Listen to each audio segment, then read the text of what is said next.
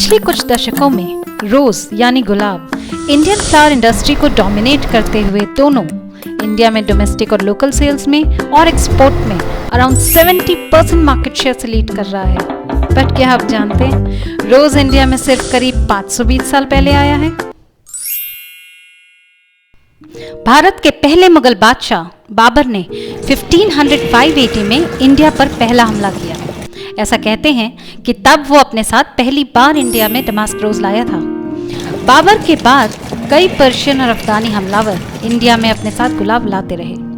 असल में गुलाब इस्लाम का सबसे इम्पोर्टेंट रिलीजियस सिंबल होता है। जल्दी ही रोज की खूबियां और शायद एग्रेसिव फार्मिंग की वजह से समय के साथ गुलाब ओरिजिनल इंडियन फ्लावर्स को रिप्लेस करता चला गया। ऐसा ही एक ओरिजिनल फ्लावर फॉक्सटेल ऑर्किड है। करंटली ये अरुणाचल प्रदेश और असम का स्टेट सिंबल है। असम में से कोपाऊ फूल कहते हैं। गुजरात का स्टेट सिंबल मैरीगोल्ड या गेंदा और आंध्र प्रदेश का सिंबल चमेली यानी जैस्मिन की इंडियन लोकल मार्केट में ठीक ठाक बिक्री हो जाती है। पर गुलाब यहाँ भी बड़े मार्जिन से बिक्री में पछाड़ते हुए इन फूलों को इन्हीं के इंडियन मार्केट में भी बड़ी चुनौती दे देता है। इंडियन फ्लावर एक्सपोर्ट में भारत के रजनीगंधा या ट्यूबरोज के अलावा मेनली विदेशी कट फ्लावर्स की ही बिक्री होती है। ये विदेशी फूल अब भारत में उगाए जाते हैं और यहाँ से एक्सपोर्ट होते हैं और ऊपर से हम कुछ विदेशी फूल इंपोर्ट भी करते हैं।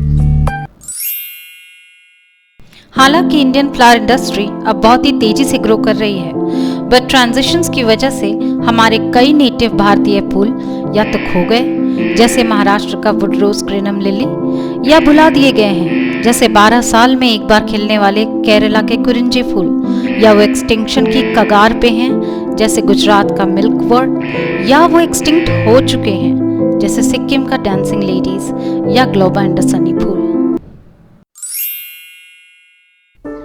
अब बिना और देर किए हमें अपने कल्चरल रूट्स को दोबारा जिंदा करना होगा।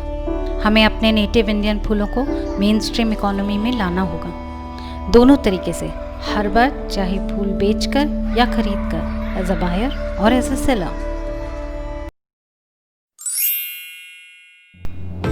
इंडियन फ्लावर इंडस्ट्री में बाकी फूलों के साथ नेटिव इंडियन फूलों की भी जगह बनाने में फ्लोरिकल्चर यानी फूलों की खेती सबसे बड़ा और पहला स्टेप होगा। इंडिजिनस फसलों का सबसे बड़ा एडवांटेज होता है कि उनकी खेती का खर्चा कम और पैदावार ज़्यादा होती है। एक किसान का ये ड्रीम रिजल्ट होता है। ऐसा इसलिए होता है क्योंकि उस जगह के नेचुरल कंडीशंस जैसे कि मौसम और मिट्टी नेटिव क्रॉप्स के लिए सपोर्टिव होते हैं।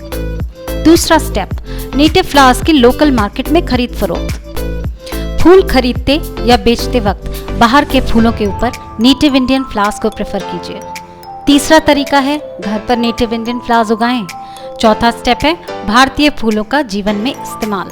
इन फूलों को रस्मों में जैसे कि पूजा, शादी एक्सेट्रा में यूज़ कीजिए। किसी भी इवेंट या लार्ज स्केल फूलों की सजावट में, घर की सजावट में भारतीय फूल यूज़ कीजिए। इन फूलों को गिफ्टिंग या गिफ्ट पैकेजिंग में यूज़ कीजिए। इन फूलों को पॉटपूरी की तरह और अरोमाथेरेपी में भी इस्तेमाल कर सकते हैं। फूलों के श्रृंगार में गहने की तरह या हेयर में एक्सेसरीज की तरह नेटिव इंडियन फूलों को यूज़ कर सकते हैं। ऑफ कोर्स आयुर्वेद में ये भारतीय फूल बहुत इंपॉर्टेंट होते हैं। इन फूलों के बनाए Ayurvedic cosmetics and medicine prefer कीजिए।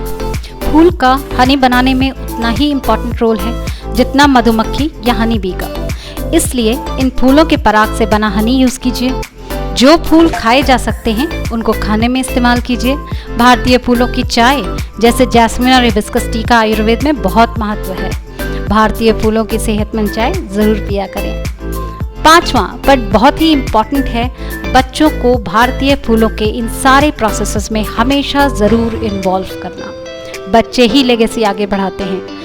यूज़ के साथ साथ उनको भारतीय फूलों के बारे में पूरी जानकारी दीजिए जिससे वो उनमें इंटरेस्टेड हों। छठा स्टेप है इंडियन स्टेट्स के चिन्हित फूलों को यूज कीजिए। इंडिया एज अ कंट्री के अलावा यहाँ के सारे स्टेट्स और यूनियन टेरिटरीज ने अपने यहाँ के कल्चरली ज़रूरी बट एंडेंजर्ड एक नेटिव फूल को अपने प्रदेश का ऑफिशियल सिंबल डिक्लेयर किया हुआ है। ये इन सरकारों की कोशिश है लोगों को हाईलाइट करने की कि कितनी ज़रूरत है खोते इन सांस्कृतिक फूलों को बचाने और पुनः जीवित करने की। हमने इस वीडियो में जगह जगह पर इनमें से कुछ फूलों को दिखाया है, प्लीज़ इनको नोटिस जरूर कीजिएगा। हम इंडियंस ही इन फूलों को रिवाइव करने में हेल्प कर सकते हैं, इन फूलों को इस्तेमाल करके, मार्केट में इनकी डिमांड बढ़ाकर। सातवां बहुत ज़रूरी स्टेप है इन फूलों के रिकॉर्ड्स तैयार करना। जैसे भारतीय फूलों का डिज़ाइन क्रिएटिव एरियाज़ में यूज़ करिए, जैसे कि कला में, चित्रकारी और पेंटिंग में, क्राफ्ट में, मूर्तिकला या आर्किटेक्चर में। फोटोग्राफी करें भारतीय फूलों की, इन पर वीडियोस बनाएं, जैसे हमने ये वीडियो बनाया है। इन फूलों पर लेख लिखिए। आठवां बहुत ज़रूरी स्टेप है भारतीय फूलों का प्रमोशन, जिससे लोग इनके बारे में भारत और पूरी दुनिया में जाने और इनकी मार्केट डिमांड क्रिएट हो। किसी भी आइडिया को सक्सेसफुल होने के लिए उसकी फाइनेंशियल वैल्यू होना बहुत ज़रूरी है। हमें वो वैल्यू क्रिएट करनी है अपने नेटिव इंडियन फ्लावर्स के लिए, एक बार क्रिएट करके। इन फूलों के प्रमोशन के लिए हम ऑफ कोर्स इंटरनेट का सहारा लेंगे। सोशल मीडिया पोस्ट बनाइए, लाइक करिए, शेयर कीजिए। क्यों ना ये शुरुआत आप इस वीडियो से करिए। कहानी लोगों को बहुत इफेक्टिवली एंगेज करती है। इन फूलों की स्टोरी टेलिंग यानी कहानीकारी कीजिए। इवेंट्स में, परिवार में, स्कूल्स एक्सेट्रा में, हर जगह इनकी बात कीजिए। इन फूलों को किस्से कहानियों का हिस्सा बनाइए, जिससे ये हमारी बातों में और ध्यान में हमेशा जिंदा रहें, तभी वो मार्केट में जिंदा रहेंगे। इन फूलों के डिज़ाइंस इंडियन सोवेनियर्स या गिफ्ट्स पर स्केच, पेंट, प्रिंट या कार्व कीजिए। ऑफिशियल ब्रांडिंग प्रोडक्ट्स पर भी इन फूलों का डिज़ाइन यूज़ कीजिए। नवा और सबसे इंपॉर्टेंट पॉइंट, हमारे ओरिजिनल भारतीय लोकल फूलों के लिए वोकल बनिए। चलिए बचाएं अपने इन खोते भारतीय नेचुरल धरोहरों को और बनाएं एक कल्चरली आत्मनिर्भर भारत भी। जय हिंद।